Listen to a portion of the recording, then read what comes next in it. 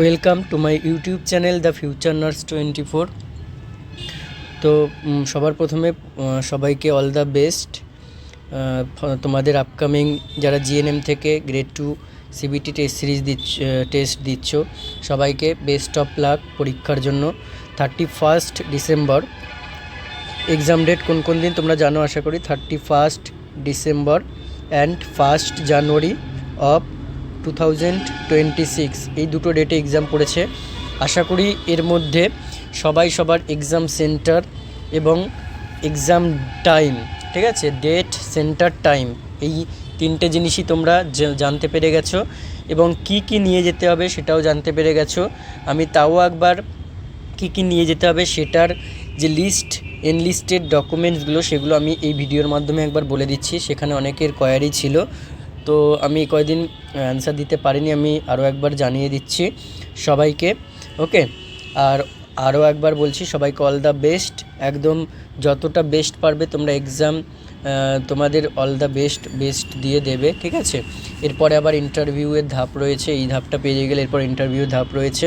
তো যার যতটা প্রিপারেশন রয়েছে সেটাকেই কোনো ঘাবড়ে না গিয়ে মাথা ঠান্ডা রেখে এক্সাম সেন্টারে গিয়ে, যেহেতু সিবিটি অনেকে প্রথমবার দিচ্ছ, ইভেনচুয়ালি আমিও প্রথমবার দিচ্ছি, তো এটা ফার্স্ট এক্সপিরিয়েন্স। সবাই মাথা ঠান্ডা রেখে ভয় না পেয়ে শান্তভাবে দেবে। 1 ঘন্টার ব্যাপার, ঠিক আছে। এই 1 ঘন্টায় তোমার জীবন অনেকটা ডিটারমাইন করবে। তো সবাই যতটা বেস্ট পারা যায় সবাই এক্সাম দেওয়ার চেষ্টা করবে। আর আশা করি ইন্টারভিউ এই যে হল টিকিট বা অ্যাডমিট কার্ড সেটা ডাউনলোড করে নিয়েছো এই সাইট থেকে। এখানে গিয়ে তোমরা যারাও করোনি এখনও পর্যন্ত, এখানে ক্লিক হেয়ার করে যে প্রসেস রয়েছে আমি দেখিয়েছিলাম সেই প্রসেসে ডাউনলোড করে নেবে।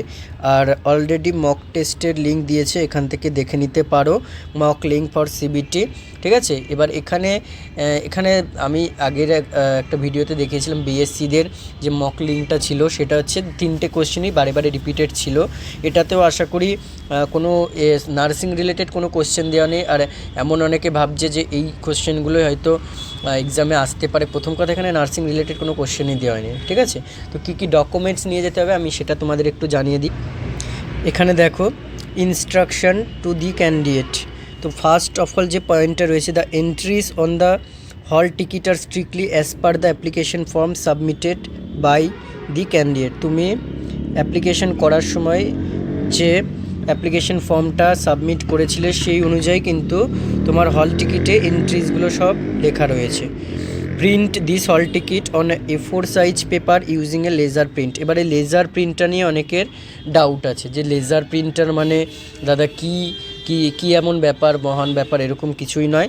লেজার প্রিন্টারে মানে যেগুলো তোমরা প্রিন্ট আউট বার করো, যেটা ধরো তোমার কাছে কোনো পেপার ছিল না, ঠিক আছে, সেটা তুমি অনলাইনে পাঠিয়ে যেভাবে প্রিন্ট আউট করে দেয়, বার করে দেয়, সেই প্রিন্ট আউটটাই বলছে। এখানে এমন কিছু আহামরি ব্যাপার নয়, কিন্তু চেষ্টা করবে, এখানে মেনশনও করা নেই, আমি তাও বলে দিচ্ছি, চেষ্টা করবে কালার প্রিন্ট করার, ঠিক আছে। কালার প্রিন্ট করে তারপরে ওটা নিয়ে যাওয়ার প্রিন্ট আউটটা। Hall ticket is valid only if the candidate's photograph and signature images are legibly printed. এবার এই জন্যই লেজার প্রিন্ট বলেছে। লেজার প্রিন্টে তোমার যে হল টিকিটের যে সিগনেচার করেছো আর ফটো যেটা দিয়েছো, ঠিক আছে, সেটা ভালো করে প্রিন্টেড হবে, ওই জন্য লেজার প্রিন্ট বলেছে। কিন্তু যেইখান থেকে প্রিন্ট আউট করো না কেন অবশ্যই দেখে নেবে তোমার যে ফটো দিয়েছিলে এবং সিগনেচার ওটা যেন অবশ্যই ভিজিবল হয়। ওকে, আচ্ছা, এবার দেখো entries to the exam centre will not be permitted without হল টিকিট। হল টিকিট যদি ধরো ডাউনলোড করেওছো, প্রিন্ট আউট করেছো, কিন্তু সেন্টারে নিয়ে যেতে ভুলে গেলে তাহলে কিন্তু ঢুকতে দেবে না, অবশ্যই মনে করে নিয়ে যাবে। The hall ticket is to be produced for verification at the entrance of the test centre at least 1 original, ঠিক আছে, কি বলেছে দেখো, 1 অরিজিনাল নট স্ক্যান্ড, পুরো original documents, valid not expired হয়ে গেছে এরকম নয়। ফটো আইডেন্টিফিকেশন কার্ড, কী নিয়ে যেতে পারো, ভোটার আইডি অরিজিনাল ভ্যালিড, ঠিক আছে, passport, PAN card, driving licence, passbook with photograph issued by bank or post office, UID, Aadhaar card, photo pasted 10th or 12th marksheet should also be presented. তাহলে তোমার হচ্ছে such এইগুলো option বলেছে। এবার at least 1 original বলেই দিয়েছে, অ্যাটলিস্ট 1 অরিজিনাল, ঠিক আছে। সবগুলো নিয়ে যেতে হবে এমন কোনো মানে নেই, কিন্তু আধার কার্ডটা অবশ্যই নিয়ে যাবে, ঠিক আছে। আধার কার্ডটা অবশ্যই নিয়ে যাবে। এবার দেখো, the candidate's photograph and signature should be legibly printed and visible on the photo ID card. ঠিক আছে, দ্য ক্যান্ডিডেটস ফটোগ্রাফ, ক্যান্ডিডেটের মানে তোমার যে photograph and signature should be legibly printed, ওই যেটা এই পয়েন্টেই বলেছে যে তোমার ফটোগ্রাফ এবং এটা যেন লেজিবলি প্রিন্টেড থাকে, and visible on the photo ID card. And photo ID card বলতে তুমি যে ভোটার কার্ড বা তোমার প্যান কার্ড বা মানে আধার কার্ড যাই নাও না কেন, তোমার তো একটা ফটো থাকবে সেখানে। এবার সেটা যেন ওখানে একটা ফটো থাকে যে ওইটার সাথে ওটা তুমি যাতে বোঝা যায়। ঠিক আছে, and should match the name on the hall ticket. এবার হল টিকিটে তুমি যে নামটা দিয়েছো সেই নামের সাথে যেন তোমার যে ফটো আইডি প্রুফ যে ডকুমেন্টসটা নিয়ে যাচ্ছ সেটা যেন ম্যাচ থাকে, অবশ্যই দেখে নেবে। এমন একটা জিনিস নিয়ে যাবে, ধরো তোমার আধার কার্ডে অনেকের ভুল থাকে, সেটাকে এই মুহূর্তে তুমি ঠিক করতে পারছো না, এমন একটা কার্ড নিয়ে যাবে যেটা তোমার অ্যাডমিট কার্ডের সাথে ম্যাচ আছে নামটা। The photo ID card should not be damaged or smudged, সেটা যে ড্যামেজড হয়ে গেছে বা স্মার্ক ডেড হয়ে গেছে এরকম কিছু নিয়ে যাবে না। Candidates are advise to locate their stage, তাহলে যা যা নিয়ে যাওয়ার এই 3টে পয়েন্টেই কিন্তু লেখা আছে। ঠিক আছে, আবারও বলে দিচ্ছি একবার, কালার প্রিন্ট আউট বার করবে হল টিকিটটার। ঠিক আছে, সাথে তোমার হচ্ছে যে কোনো একটা অরিজিনাল, এই ডকুমেন্টসগুলোর মধ্যে যে কোনো একটা অরিজিনাল কিছু নেবে, আর একটা ফটো নেবে। ওখানে দেখবে যে জায়গাটা আছে তোমার অলরেডি একটা ফটো আর সিগনেচার আছে, এবং অলরেডি একটা ফটো এখানে আটকাতে হবে, একটা পাসপোর্ট সাইজ ফটো নিয়ে যাবে এবং নিচে সিগনেচার করতে হবে। ওটা আগে থেকে করবে না, ওটা ইনভিজিলেটরের সামনে করতে হবে। তাহলে আরও একবার লিস্টেড করে দিচ্ছি, দেখো কী কী নিয়ে যেতে হবে। প্রথমে হচ্ছে তোমার এই হল টিকিটটা, কালার প্রিন্ট আউট অথবা ব্ল্যাক অ্যান্ড হোয়াইটেও নিতে পারো, কিন্তু কালার প্রিন্ট আউট নেবে, এবং অবশ্যই তোমার ফটোগ্রাফ যেটা আছে অ্যাডমিটে এবং সিগনেচার ওটা যেন প্রিন্টেড হয়।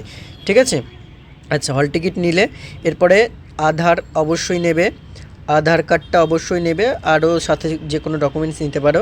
পাসপোর্ট সাইজ একটা ফটো নেবে, পাসপোর্ট সাইজ ফটো নেবে, আর পেন নিতে পারো, কালার পেন, মানে ব্ল্যাক বা ব্লু পেন নিতে পারো, আর ট্রান্সপারেন্ট ওয়াটার বোতল। ঠিক আছে, আর অ্যাটলিস্ট তুমি তোমার সেন্টারটা চেনার জন্য একদিন আগে যেতে পারো, যাতে টেস্টের দিন প্রবলেম না হয়। আর অবশ্যই এই যে এখানের যে এখানের যে পয়েন্টটা লেখা আছে, যা test centre on the test day at 9:30 AM exam will start. দেখো 11টার সময় যাদের এক্সাম, ঠিক আছে, আমার এটা মনে হচ্ছে, কারণ দেখো 3টে শিফট হয়েছে, 2 দিনে 3টে করে শিফট হয়েছে।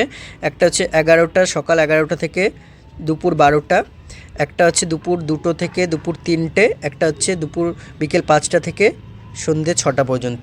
এই 3টে শিফটে যাদের এই সন্ধ্যেবেলায় পড়েছে বা যাদের এই সময় পড়েছে, তারা তোমার হচ্ছে অ্যাটলিস্ট 9:30টায় যদি প্রেজেন্ট থাকে, অতক্ষণ গিয়ে কি করবে। ঠিক আছে, আর সেন্টার অনেকের অনেক দূরে পড়েছে, এটা আমার মতে আমি বললাম।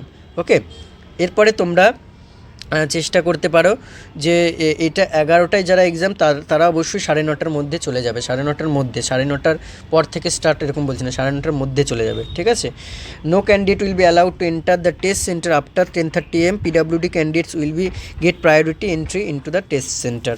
আচ্ছা, তো এই কয়েকটা পয়েন্ট ছিল। এরপরে এখানে আরও অনেক পয়েন্ট ব্যাপার স্যাপার লেখা আছে। 6 দেখবে PWD নিয়ে লেখা আছে, সাথেও PWD নিয়ে লেখা আছে। Do not wear any jewellery, এগুলো কোনো এক্সামে এগুলো চলে না। কোনো স্মার্ট ওয়াচ মানে কোনো ইলেকট্রিক্যাল গ্যাজেট নিয়ে যাওয়া যাবে না, শুধুমাত্র হল ticket, original photo ID card, এখানে দেখো লিখেই দিয়েছে হল ticket, original photo ID card, transparent water বোতল আর বল পেন। ঠিক আছে, আর এখানে একটা তোমার একটা পাসপোর্ট সাইজ ফটো নেবে, ওটা উল্লেখ করেনি, পাসপোর্ট সাইজ ফটো নেবে। আচ্ছা, rough sheet will be provided, rough sheet দেওয়া হবে এবং সেটা ফেরত নিয়ে নেওয়া হবে। Request for change of test centre, request করা যাবে না, যেটা পড়েছে যেই দিনে পড়েছে সেই দিনে যেতে হবে। Candidates need not make their own travel and stay arrangement for attending the test. Friends and relative accompanying that candidate will not be allowed inside the test center.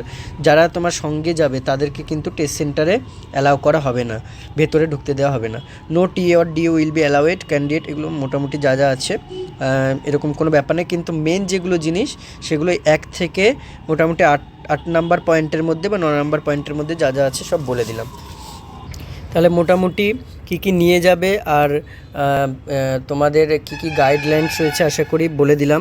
এবার আরও একটু ধরো এইটা অনেকে সাজেশন চাইছিলে বা অনেকে মেসেজ করেছিলে তোমার হচ্ছে যে কি পড়ে যাব। দেখো প্রথম কথা হচ্ছে এটা কোনো কাউন্সিলের এক্সাম নয়। যেখানে কাউন্সিলের এক্সামিনেশন যদি হয়, কাউন্সিলের এক্সামিনেশনে কি থাকতো, সেখানে সাবজেক্টিভ প্লাস অবজেক্টিভ বোথ থাকতো। এবার সাবজেক্টিভে কিন্তু কমন দেওয়া যায় বা কমন তোমরাও করে নিতে পারো। কমন যে এইগুলো সাজেশন টাইপের সাজেস্টিভ পড়ে যাবে, এগুলো এটা প্রিভিয়াস ইয়ার মেনটেন করে করা যায়। এবার দেখো গ্রেড টুর এই যে সিবিটিটা যেটা হচ্ছে, এটা ফার্স্ট অফ অল সবাই জানো যে এটা প্রথমবার এবারে কন্ডাক্ট করা হচ্ছে।